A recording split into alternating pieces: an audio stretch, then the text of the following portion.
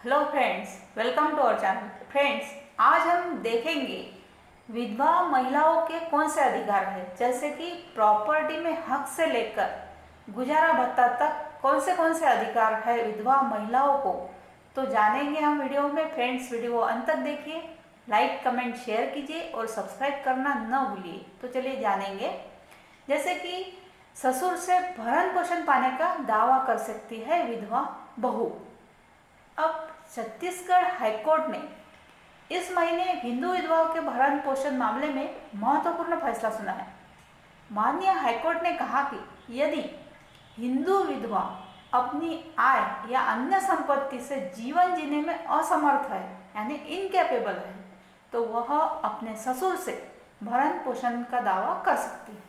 अब कोर्ट ने कहा कि पति की मृत्यु के बाद ससुर अपनी बहू को घर से निकाल देता है या महिला अलग रहती है, तो वह कानूनी रूप से भरण पोषण का हकदार होगी। अब दूसरी शादी के बाद भी विधवा का पहले पति की संपत्ति में हक होता है। जैसे कि हिंदू विधवा महिला यदि दूसरी शादी भी कर लेती है तो उसका अपने पहले पति की संपत्ति पर पूरा अधिकार होगा। कर्नाटक हाईकोर्ट ने यह फैसला सुनाया था कि मामले की सुनवाई में माननीय जस्टिस का कहना था कि अगर कोई विधवा स्त्री दोबारा शादी करती है तो अपने मृत पति के संपत्ति से उसका हक खत्म नहीं होता। अब संपत्ति की देखभाल तो पति की मृत्यु के बाद पूरा अधिकार।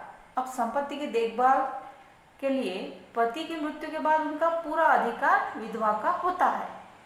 माननीय सुप्रीम कोर्ट ने इस साल मई में विधवा महिला के भरण पोषण अधिकार से जुड़े मामले की सुनवाई करते हुए कहा था कि हिंदू उत्तराधिकार कानून 1956 सेक्शन 14 सब सेक्शन 1 के तहत हिंदू विधवा महिला अगर किसी संपत्ति की देखभाल कर रही है या उसका उस पर नियंत्रण है तो पति की मृत्यु के बाद भी महिला का उस पर पूरा अधिकार है। अब माननीय सुप्रीम कोर्ट ने अपने फैसले में कहा कि यह फैसला 1956 के अधिनियम की सेक्शन 14 सब सेक्शन 1 के आधार पर दिया गया है। अब इसके अंतर्गत हिंदू विधवा का सीमित हित अधिकार खुद ब खुद पूर्ण अधिकार के तौर पर बदल जाता है। अब यह स्पष्ट है कि ऐसी संपत्ति जो महिला के पास है, भले ही वह 1956 के अधिनियम के शुरू होने से पहले या बाद में अर्जित की गई हो, अब विधवा को दूसरे पति से जमीन विरासत में मिल सकती है। अब कैसे मिल सकती है यह देखेंगे हम। जैसे कि हिंदू उत्तराधिकार अधिनियम की धारा 15 के तहत जब बिना वसीयत किए किसी विधवा की मृत्यु हो जाती है तो ऐसे स्थिति में बेटे और बेटी समेत उसके वारिस या अवैध संबंधों से जन्मी संतान भी उसकी पैतृक संपत्ति में हिस्सेदार होती है।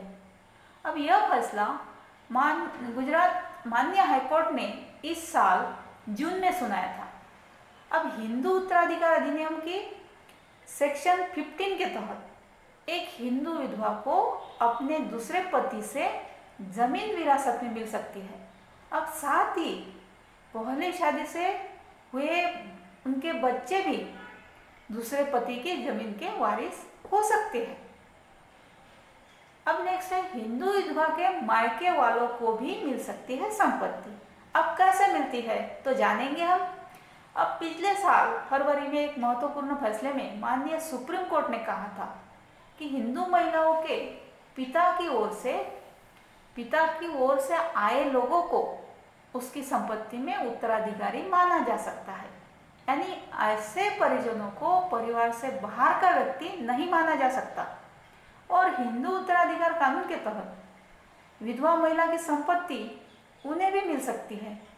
अब माननीय सुप्रीम कोर्ट में जस्टिस की पीठ ने कहा था कि हिंदू उत्तराधिकार कानून की सेक्शन 15 सब सेक्शन 1D के तहत हिंदू महिला के पिता की ओर से आए परिजन भी उत्तराधिकारियों के दायरे में आएंगे।